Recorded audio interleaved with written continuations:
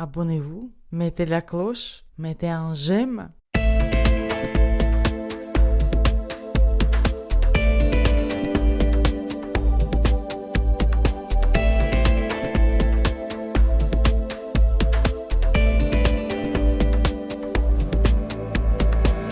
Bonjour et bienvenue sur Oxitude pour l'aide d'Oxitude 460. Nous sommes le 2 juillet 2026 au soir.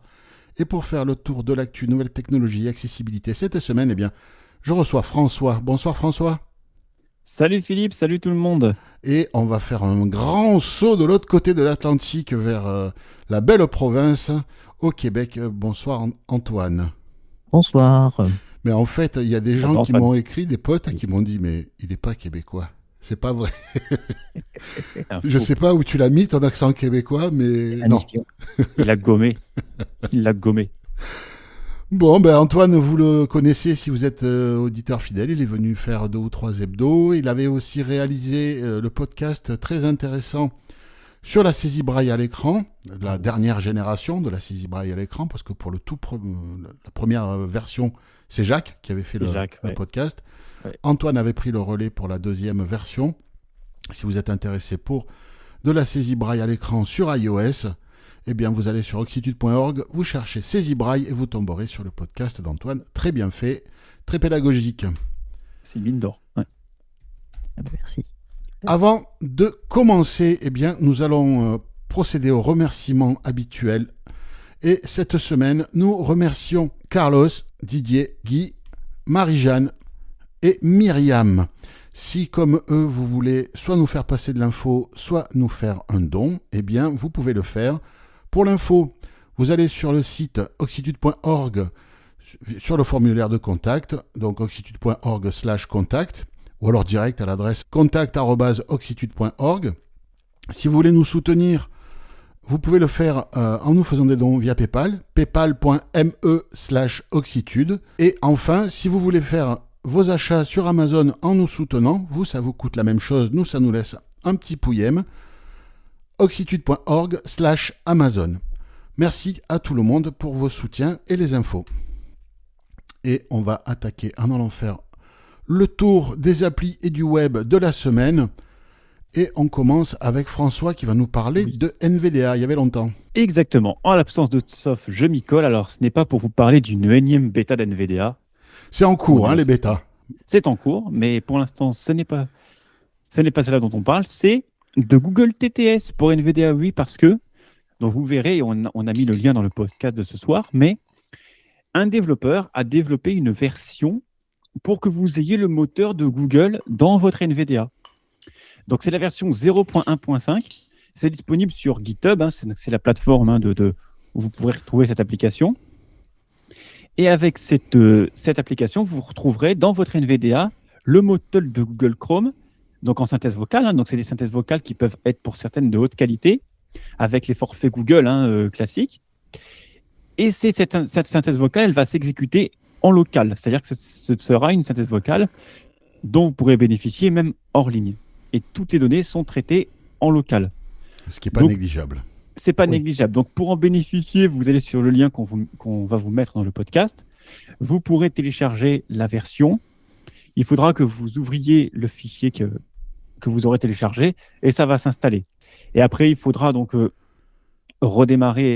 sélectionner le moteur de synthèse et il vous proposera un pack de langues pour télécharger les voix. Ce qu'ils ont l'air de dire, comme petit souci qu'il peut y avoir pour l'instant, c'est que lors des premiers usages, la voix peut être un peu lente et certaines pauses, certaines ponctuations peuvent parfois être un peu contre nature. C'est ce qu'ils disent en guise de préambule. Bon, après, c'est sans doute une première version. Il y aura sans doute des mises à jour qui seront proposées. Mais ça s'améliore. Quand tu dis lors d'une première utilisation, ça s'améliore par la suite ou ça persiste? Quand tu lis l'article, ils disent que en fait, c'est plus la lenteur qui s'améliore. Ah, d'accord. Je pense que les problèmes de ponctuation et de pause, ça, pour le coup, il faudra voir dans une prochaine mise à jour. Ouais. Mais je pense que c'est plus les lenteurs qui s'améliorent après par la suite. D'accord. Donc le modèle se charge. C'est ça, je pense. Si c'est généré ou pas. Mais... Oui. Ou peut-être qu'il y a une mise en cache.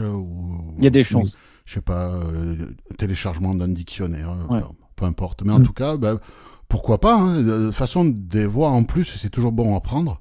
Tout à fait. Moi, Et là, pour le coup, c'est gratuit, je pense. puisque oui, c'est c'est local. gratuit, oui. Pas Sauf que besoin sur de- NVIDIA, c'est pas forcément évident de s'en procurer, hormis les synthèses qu'on a de Windows. Donc, c'est vrai que c'est bien d'avoir un peu de choix. Par contre, ces voix, ouais, elles sont... Je sais pas si le mec les a pillées ou si c'est légal, mais bon, en tout cas, Pillées. c'est sur En tout cas, ça GitHub. existe. Ouais. Voilà. Testez et dites-nous si vous essayez. Oui, voilà. Ouais. Et pour retrouver les liens hein, de ce soir, tous les liens des actus dont nous allons parler ce soir, vous allez sur oxitude.org, sur le moteur de recherche, vous tapez 460, vous allez avoir une page de résultats de recherche sur laquelle vous allez trouver Hebdoxitude 460, vous validez, et vous allez tomber sur la page qui accompagne le podcast de ce soir avec toutes les sources et en particulier le lien pour aller télécharger ce moteur de voix de synthèse de chez Google. Antoine, c'est Carlos qui nous a fait passer un témoignage à propos de l'application StreetNav. Oui, Pour apparemment, Android.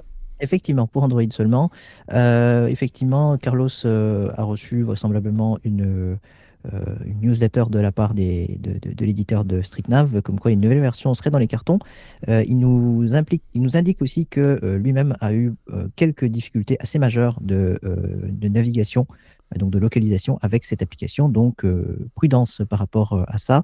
Donc, StreetNav, c'est une application de guidage GPS pour Android. Et dans cette nouvelle version, apparemment, il y aurait des améliorations au niveau de l'accessibilité, donc des contrastes, du débit vocal plus personnalisable et des instructions plus détaillées qu'on pourra régler, ainsi qu'une navigation plus fluide dans les interfaces de l'application et de l'accessibilité supplémentaire par rapport au transport en commun. Est-ce que le transport qu'on souhaite prendre est vocalisé ou pas? Est-ce qu'il est accessible ou pas en termes de mobilité réduite? Toutefois, Carlos remonte un bug. L'équipe de développement ne sont pas très réactive.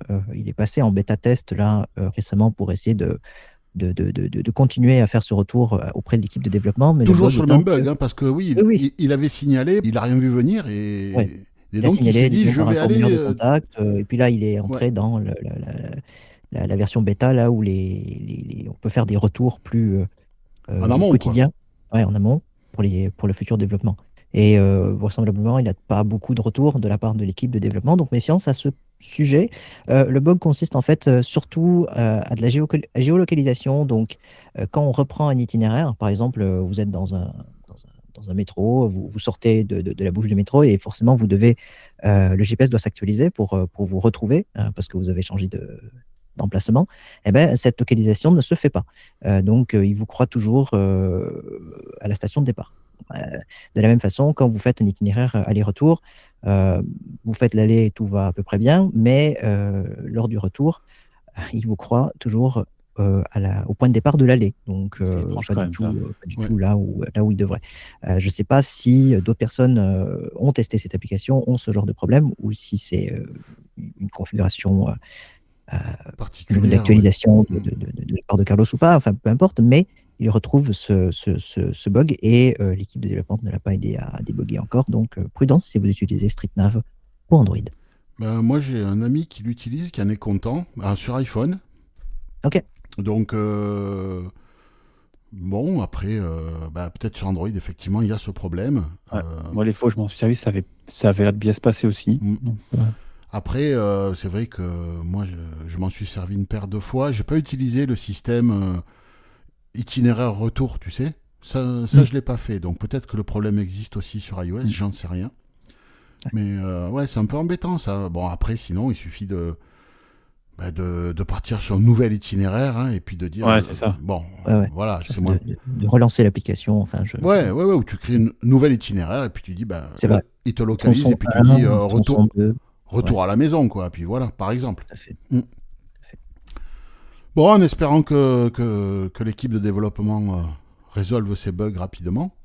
Ouais. Pour que C'est une application spécialisée hein, pour Miro. Oui, donc, oui, en sur fait, le d'après ouais. ce que j'ai compris, c'est une application qui a été développée en commun avec plusieurs startups qui ont fait des produits adaptés. Donc, Ok. Ouais, donc ce serait la moindre des choses qui c'est ça. répondent. Il y a plusieurs startups dans le handicap qui se sont regroupées plutôt que de chacun développer une app de géolocalisation. Ouais. eh bien, ils en ont développé une ensemble. Ouais, c'est un consortium, je crois, de Star. Ouais, c'est ça, hein, c'est une Mm. sorte de. Je sais pas si c'est un D'agréable, consortium ou mais- si c'est un groupement d'intérêt. Moi, je vais vous parler de macOS et d'une nouvelle application qui s'appelle ApticPad. Quelqu'un est sur Mac ici? Non. Ah oui, Oui, toi? Bon. T'as un Mac... toi aussi, vraisemblablement. Pardon? Toi aussi, non? Oui, mais je suis pas concerné par l'appli parce que je n'ai pas de trackpad. J'ai un Mac mini et Ah, oui. j'ai pas de trackpad. Toi, je ne sais pas, t'as un portable ou Si, j'ai un portable. Donc, il a quel âge? Ah bah c'est un Mac M, donc il C'est a... un Mac M, donc c'est bon. Ouais. Parce que D'accord. cette application fonctionne à partir de macOS 13. Ok. Et il faut avoir des trackpads Force Touch. Donc ça marche pas sur le MacBook Neo. Et sur les MacBook anciens, c'est les trackpads qui simulent un clic quand on appuie dessus. On a l'impression qu'on a cliqué, mais l'écran, la vitre n'a pas bougé. Mm. C'est ce qu'on appelle le Force Touch parce qu'il y a un retour haptique qui donne cette impression de clic. Pour ceux qui ont connu l'iPhone 7 à l'époque, le bouton principal qu'il y avait en bas, c'était la même chose. Il n'y avait pas de bouton. Il y avait un creux, on appuyait dessus, on avait l'impression que ça appuyait, mais il y a rien, physiquement, il n'y avait pas d'appui. Donc là, c'est pareil, et il y a un système haptique. Donc pour rappel, l'haptique, ce sont des systèmes vibratoires à haute fréquence que l'on peut moduler pour donner des sensations, une sensation d'appui ou tant d'autres choses. Et là, en fait, ce développeur s'est dit, je vais augmenter la réalité pour les handicapés, les aveugles en particulier. Ça marche avec VoiceOver. Quand vous allez sur un navigateur web et que vous passez lors de votre navigation sur un bouton ou sur un lien, vous avez une vibration sur le trackpad. Ce qui permet d'avoir une sensation de navigation un peu moins lisse, un peu plus rugueuse, on va dire, avec de l'information supplémentaire. L'application est gratuite pendant 7 jours et puis après c'est $5 à perpétuité. Et donc c'est une extension de navigateur. L'application est disponible dans le Mac App Store. Vous pouvez donc l'extension pour Safari est directement dispo quand on a installé l'application. Après il faut aller dans Safari, dans les réglages de Safari, dans l'onglet extension et activer l'extension. Après, il y a des réglages. Et pour Chrome et Firefox, donc Chrome, c'est Chromium. C'est Chrome, Edge, Brave et tous les navigateurs basés sur Chrome. Et Firefox propose aussi des extensions pour ces deux navigateurs. Donc, pourquoi pas, je dis, certaines personnes pourraient être intéressées pour avoir ce genre de retour haptique pour avoir une navigation augmentée quand on est sur le web. L'idée me paraît pas mauvaise et pourquoi pas tester si vous êtes intéressé. Il y a 7 jours d'essai gratuits. Vous mettez ça, vous la téléchargez dans le Mac App Store, vous activez l'extension comme je viens de vous expliquer. Vous testez sur Safari. Si ça vous plaît, au bout d'une semaine, vous lâchez $5. Si ça vous plaît pas, vous désinstallez. Et pourquoi pas, après tout, si ça peut augmenter le confort de navigation sur le web, c'est quelque chose qui se teste. Tu vas tester, Antoine ? Oui, je suis quand même curieux parce que là, pour annoncer les liens, le VoiceOver peut dire lien, tout simplement, on peut jouer un petit son. Je serais curieux de voir, le retour haptique peut être un retour d'information supplémentaire. On a l'audio, on a la voix, on a le son, on a Tu maintenant peux l'haptique. éventuellement même aller dans la verbosité de VoiceOver Ouais. pour qu'il ne prononce plus le mot Il lien. n'utilise plus le mot exact, et là, on pourrait avoir... Ouais, je serais curieux de voir... Tu vois, comme ça, tu as comment un ça retour marche. haptique Tout en à fait. faisant ta navigation au trackpad, tu vois. Exactement. Ouais, ça peut être intéressant. Comme les retours haptiques qu'on a sur l'iPhone, quand on accomplit des actions, on active, on désactive des boutons, ça fait des petites vibrations parfois. C'est ça. Ou Donc quand on se balade sur le clavier Oui, virtuel, oui. enfin, avant. Ça marche. En fonction des mises à jour, c'est cassé, ça remarche. Oui, c'est ça, ça peut. Ouais. Ah d'accord. Moi, j'ai pas les vibrations haptiques de VoiceOver, je les ai désactivées, mais ça marchote. D'accord. Alors, les voyants peuvent activer le haptique sur le clavier virtuel, Oui. indépendamment de VoiceOver. C'est vrai. Donc, eux aussi peuvent l'avoir, parce que ça amène quelque chose aussi pour les voyants, l'haptique, hein, c'est pas que pour nous. Hein. Bah, c'est une sensation, hein, quoi. François, on va ce coup-ci sur iOS et une application qui pourra intéresser les gens qui produisent du contenu sur des vidéos, sur TikTok, sur YouTube, sur Instagram. Absolument. Donc, c'est une application qui s'appelle Audio Réel, donc Audio Real, je pense en anglais, AUDIO-R2EL, que vous trouverez bien sûr sur l'App Store. Donc, elle a été développée par un développeur grec.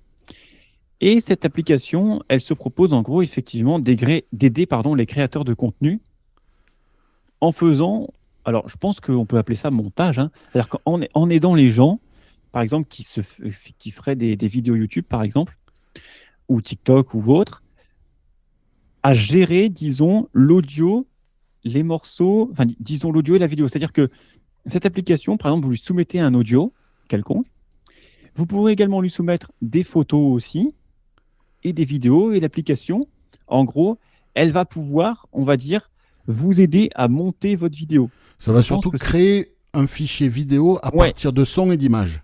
C'est ça, elle crée le fichier audio à partir des sons et des images. C'est ça. Donc, ça se fait en local, et donc ça pourrait aider des gens, effectivement, qui n'auraient pas, forcément... Donc, en gros, ça va réorganiser, disons, certaines photos que vous pourriez lui soumettre, et d'autres fonctionnalités un peu du même genre. Et donc, avec cette appli-là, ça va vous faciliter, on va dire, la création de vos contenus. Donc, tout est traité en local. C'est vrai que, imagine, tu as un aveugle qui s'adresse à une communauté un peu comme nous, Oxitude, on s'adresse principalement aux aveugles. Oui. Donc, sur YouTube, on n'a pas de vidéo. En fait, c'est le même podcast que vous entendez là, sauf que dessus, j'ai collé une image fixe. Bon, moi, je le fais sur le Mac avec FFmpeg en ligne de commande, etc. J'ai fait un script, etc. Mais là, c'est fait sur le téléphone. Donc, vous enregistrez votre voix, un son d'ambiance, n'importe quoi. Et plutôt que d'avoir une image noire, vous pouvez mettre une image de fond fixe ou des images qui s'enchaînent, des photos qui s'enchaînent avant publication sur Instagram, TikTok ou autre, quoi. Exactement. Et c'est vrai que pour nous, ce genre d'outil, c'est pas forcément évident. Sur iPhone, je sais pas s'il y a beaucoup d'outils comme ça qui existent. Là, il y en a un, c'est pas mal. Ouais. En plus, tout se fait en local et c'est en anglais. Donc, je pense qu'il faut quand même l'appréhender un petit peu, mais en tout cas, ça a le mérite d'exister. C'est ça. Vous faites des vidéos tous les deux que vous publiez quelque part ou pas du tout? Ah, moi, non, pas du tout. Non, mais ça peut être intéressant parce que si on veut publier sur les réseaux sociaux, on ne peut pas mettre nécessairement de l'audio, donc il va falloir trouver une façon. C'est ça, si tu veux publier sur Facebook, sur X, sur Mastodon et les autres, trouver une façon de faire un fichier vidéo, donc. C'est ça, voilà. avoir ça dans un coin et en avant, quoi. Ouais. On a une mauvaise nouvelle, Antoine, par rapport aux possesseurs de lunettes Ray-Ban. Alors, pas tous, hein, mais... une mauvaise nouvelle qui a été annoncée là. Oui, une mauvaise nouvelle, non seulement mauvaise, mais arbitraire, comme c'est très bien le faire Meta. Donc, en fin 2025, on avait une nouvelle fonctionnalité qui s'appelait Conversation Focus, qui est plus au niveau auditif, hein, pour le coup. Donc, ça amplifie les voix de votre interlocuteur dans la vie réelle, un peu comme le mode de détection des conversations sur les AirPods, par exemple. Ça amplifie la voix de la personne que vous avez en face si vous portez les lunettes. Et bien, cette fonctionnalité sera en partie, un certain quota d'utilisation sera en partie verrouillé dans le nouvel abonnement, comment s'appelle-t-il, Meta One, que Meta essaie de pousser de façon très arbitraire, puisque la fonction a été prouvée par The Verge comme tournant en local sans avoir besoin de connexion Internet. Donc maintenant, pourquoi la faire payer ? Voilà, mystère. Parce que ça leur coûte tellement cher l'IA que même si ça tourne en local, c'est des sous à prendre, quoi. Exactement, en soi. Donc voilà, la fonction tourne en local, mais sera maintenant restreinte à 3 heures d'utilisation par mois. Vous pouvez aller jusqu'à 15 heures avec l'abonnement Meta One qui coûte $20 américains et qui inclut du quota supplémentaire pour Meta AI, si jamais vous l'utilisez. Donc, plus d'images, plus de vidéos, plus de temps de réflexion dans Meta AI. Et puis les abonnements plus, les nouveaux abonnements à WhatsApp plus, Instagram plus, etc., qui n'apportent pas grand-chose pour l'instant, Non. mais qui sont là. Je pense des packs de stickers ou des trucs comme ça qui sont là et inclus dans MetaOne. Donc, et maintenant aussi donc cette fonction de focus Bah, conversation. en fait, il y a quand même pas mal d'aveugles ou malvoyants qui sont aussi malentendants et pour qui cette oui. fonctionnalité peut être très utile. Oui, oui. Et il va falloir qu'ils lâchent 20 balles par mois. Ouais. S'ils avaient acheté les Meta Ray-Ban en se disant, bon, cette fonction, ça sera un plus. Alors, ils l'ont peut-être pas acheté pour ça, mais c'est un plus. Non, je me serais plus dirigé avec des écouteurs comme des AirPods ou des Eh choses ben comme ça. là, Si j'avais, bon, ouais, mais bon, si tu es sur Android, tu vois. c'est vrai. Là, Ils peuvent pas faire ça, les Sony ou les Samsung peut-être, c'est peut-être. possible. Mais là, si tu as acheté les Ray-Ban pour Be My Eyes, pour C'est vrai. etc. Ouais, Orion. Mais Orion et tout ça, en te disant, ben, en plus j'ai ça, je suis malentendant, j'ai ça, ça va vachement m'aider. Et puis on te dit 3 mois après que tu les as achetés, ah non, mais maintenant il faut payer. Non, mais il fallait me le dire avant, garçon, que c'était payant. Oui, oui. C'est ça que c'est un peu. Ouais, Que Et ce c'est soit un bon payant, rappel. que ce soit Et c'est payant un- pour les nouveaux acheteurs, pourquoi pas, mais pas pour les anciens, quoi. Oui, bah c'est toujours c'est cette ça en politique, fait. C'est ça qui est dégueulasse, c'est que le mec il l'a acheté avant, c'est devrait rester gratuit. Puis basta. Bah, c'est ça. Quoi. Mais bon. Bon. Puis c'est toujours un petit rappel pertinent, comme quoi l'accessibilité est toujours pensée en second, hein, évidemment, par ces compagnies, notamment Meta, qui n'a pas du tout un exemple d'accessibilité par ailleurs. Donc, Non. bon, voilà. C'est-à-dire que, évidemment, on saute sur l'occasion. Be My Eyes et Orion profitent des opportunités offertes par la caméra et le retour audio des lunettes, ce qui est fabuleux. C'est ce qu'on Mais ce n'est demandait pas depuis un vecteur. longtemps, hein. Oui, mais ce n'est pas un vecteur d'accessibilité en soi. Les Non, lunettes Meta. après, moi, ce que j'attends, hein, c'est la concurrence. Pour l'instant, C'est ça que c'est. ils ne sont pas encore là, que ce soit les Samsung, Google, que ce soit Xiaomi, que ce soit Apple peut-être, soit Mhm. avec des lunettes, soit avec le pins, là, le badge, je ne sais pas comment ils vont l'appeler. Parce que Mais Meta n'a pas d'ADN accessibilité, contrairement à Apple, quoi que ça veut dire. Et Apple n'est pas enfin, non plus, l'ADN accessibilité d'Apple, Ouais, il est hein. en train de. elle a pété. Hein, ils ont pris Oui, une oui. éjection d'ARN, ça a tout éclaté. Hein. Ah oui, en effet. Mais disons que Meta n'est pas connu, même historiquement, pour ça. Non, Donc, non. voilà. Non. Bon, on reste chez Meta, on va parler de WhatsApp. Oui, parce que c'est le même groupe. Facebook et Meta, enfin et WhatsApp appartiennent au groupe Meta, comme Instagram, Facebook. Messenger, HoloLens. Non, pas HoloLens, c'est comment les casques? Enfin, bon. Quest, Je sais MetaQuest. plus. Oui, MetaQuest, c'est ça, Quest, Voilà. c'est ça, les casques de réalité virtuelle. Exact. Et donc là, il s'agit de WhatsApp, et WhatsApp permet déjà de choisir un nom d'utilisateur pour masquer son numéro de téléphone. Alors pour l'instant, il faut faire une préinscription, il faut réserver son pseudonyme, et ça sera déployé dans quelques temps, parce qu'il y a quand même 4 milliards de pseudonymes à valider pour être sûr qu'il n'y ait pas des doublons. Donc ça fait du monde. C'est déjà disponible, on peut le faire. Moi j'ai réservé le mien. Vous pouvez le faire. Oui. Donc vous ouvrez l'application WhatsApp. En tout cas là je parle de la version iOS. Je crois que c'est sorti sur Android aussi. Hein. Vous allez dans l'onglet paramètres, tout en bas à droite. Ensuite vous allez dans l'onglet compte. Et enfin vous allez sur nom d'utilisateur. Vous faites défiler un peu, je pense que c'est plus bas dans l'écran, mais oui. C'est plus bas. Hein. Une fois que tu es dans compte, tu valides et après tu descends. C'est dans l'écran compte, c'est plus bas, c'est pas tout de suite. Hein. Non. Là, il y a un nom d'utilisateur et là, il vous explique que vous devez choisir un pseudonyme. Et au fur et à mesure que vous tapez votre pseudonyme, il vous dit si le pseudo est disponible ou pas. C'est ça. Et quand vous êtes content, vérifiez bien, hein, et quand vous êtes content, vous validez.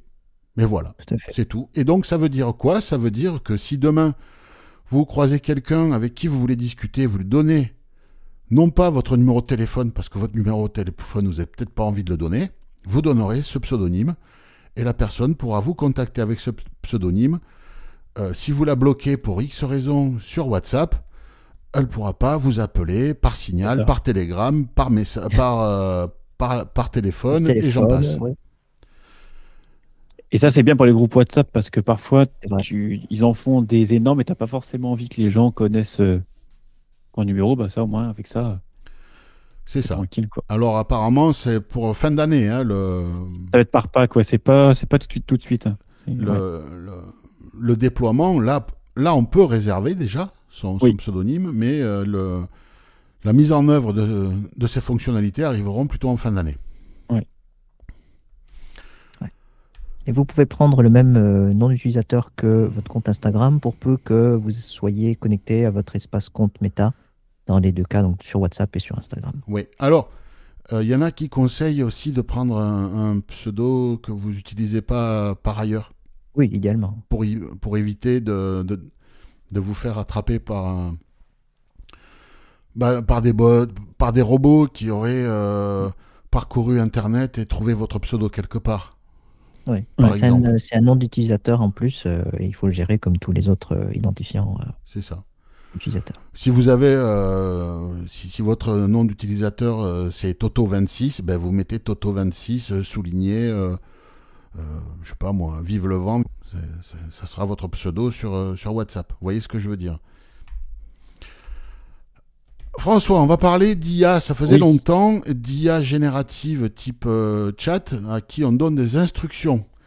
Et là, il y a une étude qui est sortie très intéressante qui pourrait intéresser nos auditeurs qui utilisent un petit peu l'IA pour poser des questions, se faire aider sur plein de trucs. Vas-y, Oui. François, explique-nous. Alors effectivement, parce que on a de cesse de rappeler ici que ce qui est très important quand on utilise une IA, quelle qu'elle soit, c'est ce qu'on appelle le prompt. C'est-à-dire ce qu'on va, entre guillemets, lui donner à manger, Les instructions. les instructions, la requête qu'on va lui faire, et pour qu'elle puisse nous répondre. Et là, avec l'étude qui est sortie, alors c'est aux États-Unis, j'ai pas retenu les villes, hein, vraiment, mais voilà. En gros, c'est des chercheurs qui ont trouvé que quand on ajoutait certains mots à la fin des requêtes, la précision était multipliée par 4. Alors eux, ils prennent surtout l'exemple de questions plutôt, on va dire, de raisonnement arithmétique ou disons structurel. C'est pas vraiment pour des questions factuelles hein, de culture, mais plus vraiment, par exemple, aider pour une construction ou quelque chose comme ça. Et ils disent d'ajouter 4 mots, notamment réfléchis étape par étape à la fin de la requête. Et avec ces 4 mots-là qu'on ajoute, ça fait une sorte de, comment dirais-je, d'effet de cascade, où en gros, l'IA, elle va, entre guillemets, se poser, hein, je mets des guillemets à tout ça parce que c'est assez... Oui. Entre guillemets, C'est elle va se statistique, hein. voilà, elle va se poser pour vraiment réfléchir à la question, c'est le cas de À le chaque dire, étape.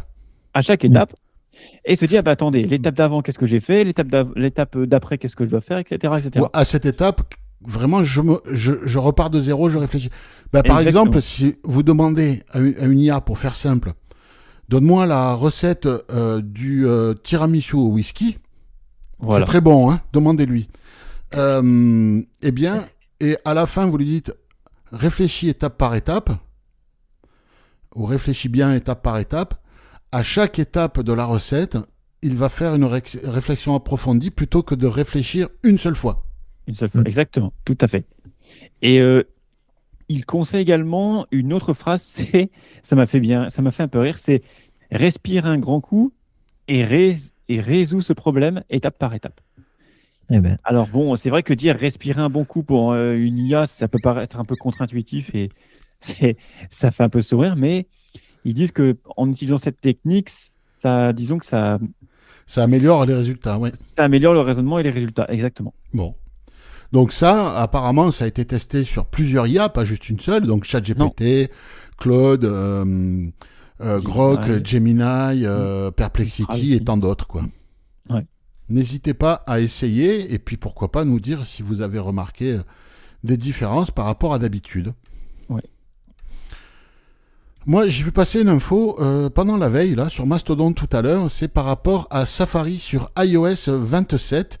Alors, il faudra, pour l'instant, c'est dans les réglages de Safari, donc dans l'application réglages de l'iPhone, tout en bas, application, et puis Safari. Et après, tout en bas, on a les fonctionnalités expérimentales. Et là, une de ces fonctionnalités expérimentales va permettre aux développeurs web de créer des actions de rotor sur n'importe quel élément web de leur site pour VoiceOver.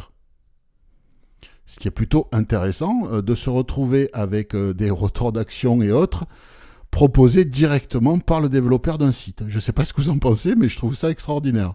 Ouais. Après, je ne sais pas dans quel contexte ça pourrait. Alors, j'ai demandé à Cédric, parce que moi, l'accessibilité, les normes d'accessibilité HTML, je me suis jamais penché dessus parce que j'ai pas été concerné en tant que développeur à l'époque. Je sais pas si ça fait appel à un standard du web type ARIA, CSS ou des trucs comme ça, ou si c'est un bricolage entre guillemets d'Apple pour permettre ça. Ça, je ne saurais le dire. Je demandais à Cédric, juste avant l'enregistrement, il m'a pas encore répondu. Peut-être que si on a un complément, on reviendra dessus la semaine prochaine. Mais ça peut être intéressant, ouais. Ouais, moi je trouve que c'est très intéressant parce que ça va permettre à des développeurs web sensibilisés à l'accessibilité de proposer des actions de rotor directement sur des composants web quand on parcourt son site ou une web app, pardon. Par exemple, tu pourrais penser quand tu es sur un produit d'une boutique, par exemple, ajouter au panier via le rotor, par exemple. Exactement. Ça pourrait être ça, tu vois. C'est vrai. Ça serait juste top, quoi. Ou ajoute, par exemple, tu vas sur un site, par exemple, je sais plus comment il s'appelait, j'avais eu besoin d'acheter de la visserie inox. Bon, t'en mets un au panier, mais augmenter la quantité, quoi. Oui. Tu passes par le rotor, pareil, tu vois, Exactement. ou des choses comme ça. Oui, on peut imaginer tout un tas de choses qui peuvent vraiment améliorer le confort de navigation pour nous, quoi. Tout à fait. Ça, je trouve ça plutôt malin. Je ne sais pas si c'est un standard du web qu'enfin Apple intègre ou si c'est un truc qu'Apple sort tout seul dans son coin. Dès qu'on en sait plus, on vous le dit. Mais comme j'ai vu passer l'info, je me dis que ça pourrait intéresser nos auditeurs et peut-être qu'ils pourront pousser des développeurs web de leur connaissance de se pencher là-dessus à terme. Dans le reste de l'actu, Antoine, on va rester chez Meta. Les lunettes Meta Glasses dont on a parlé la semaine dernière. Oui, effectivement, Baptiste sur YouTube nous informe que il a une paire de Ray-Ban Meta deuxième génération. Donc Glasses, c'est les Glasses qu'il a. Ah, c'est les Glasses? Oui. Ah, c'est pas. Oui, c'est ça. Il y a les Glasses, ouais. C'est la toute dernière génération, celle qui vient de sortir. C'est pas les. Ah oui, Ray-Ban Meta. Oui, ok. Donc c'est pas la deuxième génération sans écran. Si? Non.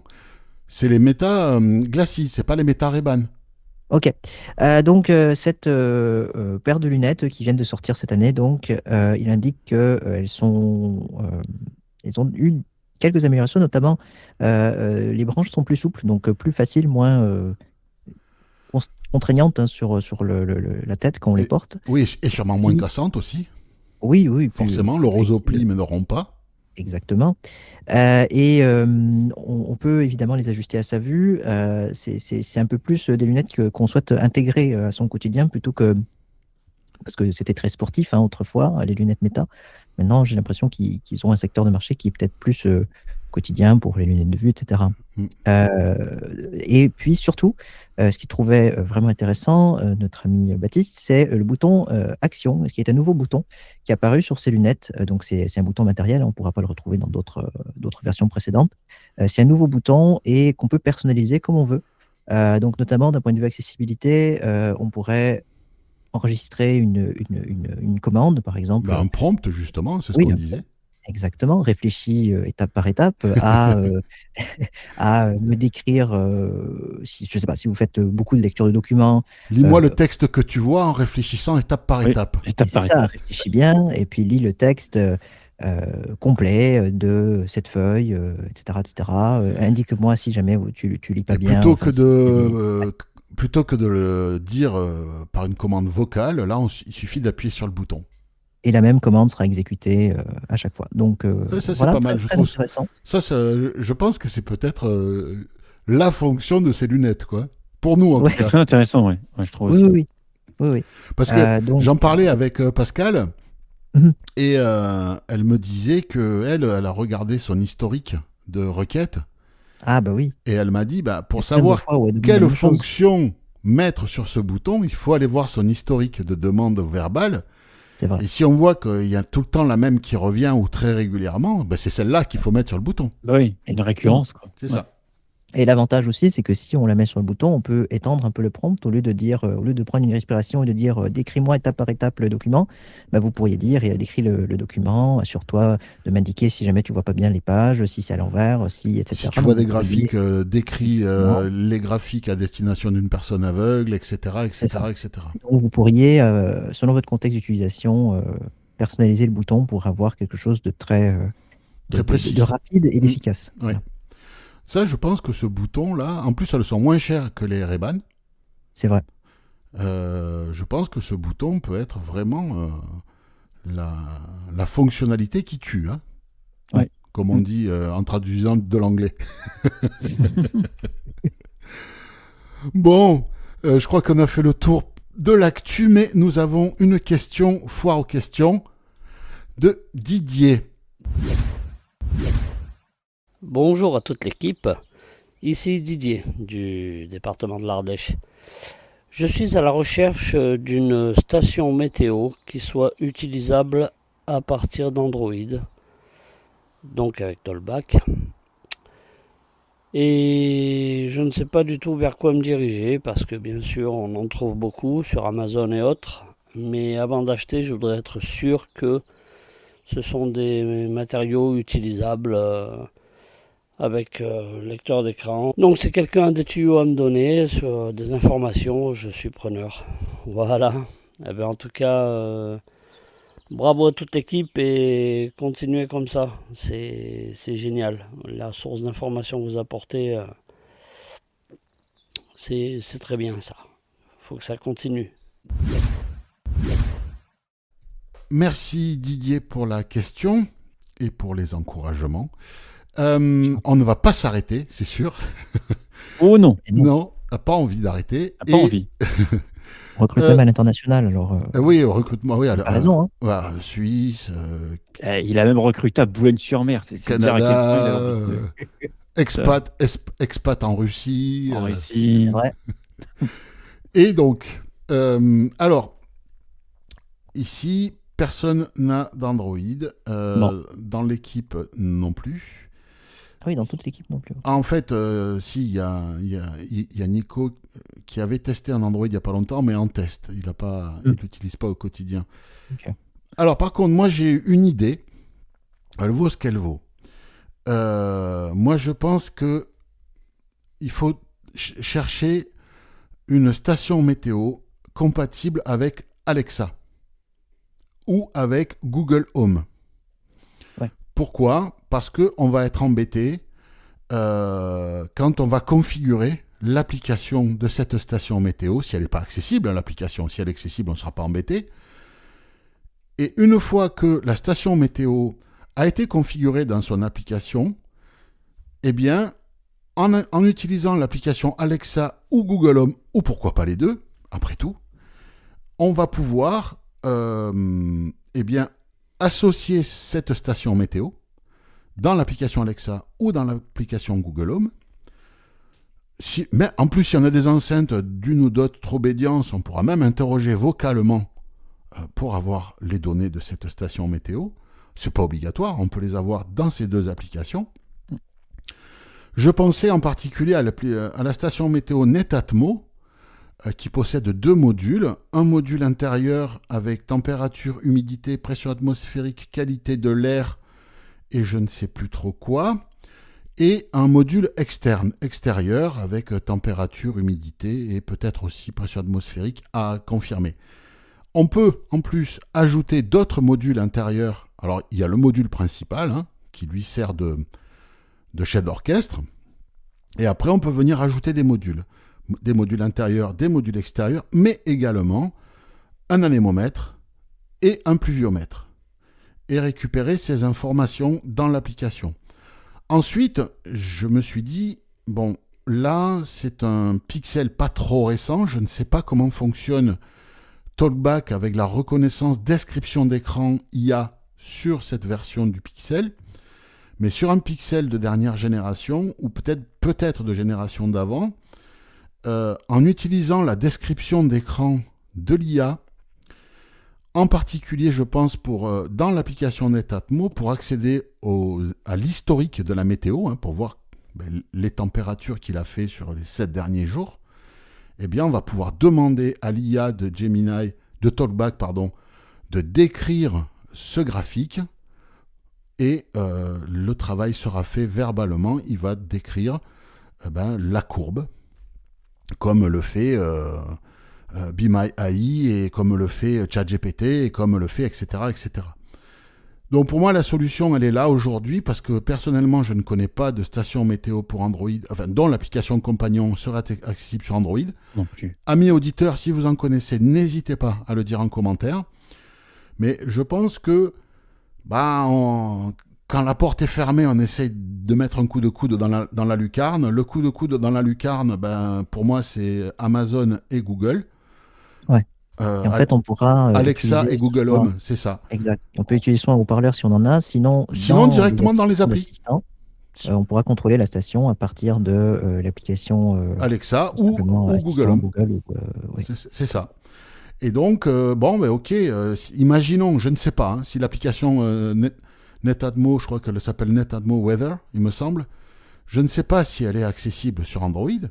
Après tout, peut-être qu'elle l'est, à minima. De toute façon, les graphiques ne le seront pas, hein, ça c'est clair. Non. Non. Mais si elle est accessible pour pouvoir configurer, créer son compte, ajouter la station météo, tant mieux. Si c'est pas le cas, là on se fait aider la première fois. Hein. Voilà, il faut que quelqu'un vienne filer un coup de main.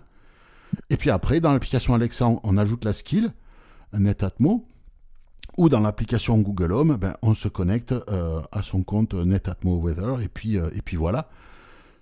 Ça, pour moi, c'est casser la lucarne avec un coup de coude. C'est pas parfait, il faut se faufiler. Non, mais bon, ça le mérite. Ça le mérite d'avoir de l'info. Oui. Là, avec Alexa et Google, je suis vraiment pas sûr qu'on ait accès à l'historique des données. Je pense que ça sera vraiment du temps réel. Je pense que si au moins l'auditeur a la température à l'intérieur et à l'extérieur, au moins DJ pourra avoir déjà C'est ça. des infos à minima, mais au moins Il y a la qualité de l'air, il y a pas mal d'infos hein, sur la station intérieure. Hein. Ouais. Donc, j'ai mis le lien de la station météo, si vous voulez aller jeter un œil. Pour moi, c'est ça. Après, peut-être qu'il existe des stations météo avec des applis parfaitement accessibles sur Android. Faut essayer. Et dans ce cas-là, si vous êtes au courant, chers amis auditeurs, n'hésitez pas à aller en commentaire pour partager l'info à tout le monde. Ça pourra peut-être servir à d'autres personnes que à Didier. Merci Didier, merci également aux auditeurs. Si jamais vous avez des suggestions pour nous poser des questions, n'hésitez pas, faq@oxitude.org. Faites-le en fichier audio, une question par fichier, également d'une durée d'1 minute, 1 minute 30 à peu près, faites pas trop long, dans une acoustique feutrée, et puis vous envoyez ça à faq@oxitude.org. Merci pour répondre à Didier. Si vous voulez apporter un complément ou démentir ce que je viens de dire, vous pouvez le faire également. Bon, écoutez, je crois qu'on a fait le tour pour la semaine. Quoi de beau prévu ce week-end qui s'annonce? Antoine, tiens. Pas grand-chose. Il va faire relativement chaud. Je pense que vous nous envoyez la canicule, ça vous fera des vacances. Mais pas grand-chose. Je vais probablement rester à la maison, lire des livres. Je sais pas encore quoi. Là, je me suis remis à lire. Bon. Donc peut-être que je vais. Tu lis en braille ou en audio? En audio. En audio, beaucoup. d'accord. Avec la recrudescence de Audible et tout, on en profite jusqu'à ce que le commercial dise c'est plus rentable. Bah oui, vas-y, profite. Voilà. Et toi, François? Écoute, samedi, comme d'habitude, une petite séance de kayak. Et puis dimanche, je ne sais pas encore. Enfin, Bon. je reviens chez moi, mais du coup, j'ai pas encore acté ce que je ferai dimanche. Et le kayak, le club se met en pause pendant l'été ou pas? Alors là, donc du coup, là, dans une semaine, donc le week-end du 10 juillet, on fait notre championnat de France de vitesse Oui. en région parisienne. Et après, de toute façon, moi, je pars en vacances. Hein. Oui. Et le club, effectivement, il se met en pause estivale, on va dire jusqu'à fin août, quoi. Ouais, en gros, c'est ça. En général, les associations elles font une coupure. C'est ça. À moins qu'il y ait des gros championnats pendant l'été, des trucs comme ça. Non, après, en Ouais. France, ça s'arrête. Après, il Ouais. y a certains athlètes chez nous qui sont mobilisés pour le championnat d'Europe et du monde, hein, Ouais. certains. Mhm. parce que voilà, il faut bien caser, mais sinon le club, la structure en elle-même, il va. Oui, elle est en Ouais, on pause. va prendre Elle est une en petite pause. ouais. Ouais. Bon, parfait. Ben nous, peut-être il y a une fête votive dans un village pas loin. On va peut-être aller voir ce Et faire un qui s'y petit tour. Ouais, on va aller voir ce qui Bien. s'y passe. Ben là, c'est apparemment, d'après ce qu'on m'a dit, c'est une abrivade, donc les lâchers de taureaux dans les rues avec les cavaliers, les gardiens autour, et puis les jeunes qui essaient d'attraper. Là, ça finit en plein champ. Il n'y a plus de barrière, plus rien. Ah oui. Donc D'accord. les 300 derniers mètres, c'est en plein champ. Donc si ça échappe, ça échappe. Là, l'autre jour, j'ai vu passer là, dans la presse locale, ils ont retrouvé un taureau dans les vignes au bout d'une semaine. Là. Bon. Ah oui. Ok. Ils l'ont fait échapper. Effectivement. Voilà. Sympa. C'est des choses qui arrivent. Hein. Ah oui. Vous n'allez pas vous ennuyer, dis donc. Bah non. Bah en fait, j'ai un pote qui a participé à la fête votive là où on doit aller ce week-end, l'année dernière. Et en fait, les gens, ils se garent le long du parcours, mais dans le champ, il n'y a pas de barrière, rien. Ah, il y a un mec, il a été obligé de refaire le capot de son kangou. Voilà. Bah, le taureau a pris un peu appui dessus avec les sabots. Oh là. Ah oui, effectivement. Donc le capot, à mon avis, devait être réduit dans un certain état. En même temps, bon, tu te mets sur le parcours, c'est ton choix. Hein. Ah oui, voilà, c'est risque et péril. Ouais. Enfin, on verra bien. On devrait y aller, mais la canicule, elle n'est pas partie. Enfin, la canicule. L'été est toujours là ici. Hein. Il prévoit du Oui. 37. Hein, donc, Oui, vrai. bon, il faut s'hydrater. Voilà, tout à fait. Et l'hydratation, c'est à base d'eau, hein, je précise. Hein. Bien sûr, naturellement. Parce que si De c'est vie. l'alcool, on ne dit pas s'hydrater, on dit s'alcooliser. Et Et ça, avec c'est ces de températures, vie. il faut s'hydrater. Oui, avec de l'eau de vie. C'est ça. Oui, ben, bon courage, garçon. Ça va être le roi. Non, là, on plaisante souvent là-dessus, Oui. mais ça reste de la plaisanterie. Hein, Mais bien sûr. parce que, moi j'ai envie de vivre vieux. Hein. Oui. Enfin, bon, ben écoutez, merci pour votre accompagnement. Et de rien. Et puis, Eh oui, merci pour l'invitation. chers amis auditeurs, n'hésitez pas à commenter, partager le podcast partout, hein, réseaux sociaux, liste de discussion, tout partout. Tout à fait. Et puis, profitez bien, mangez des légumes et buvez de l'eau. Salut! Salut! À bientôt.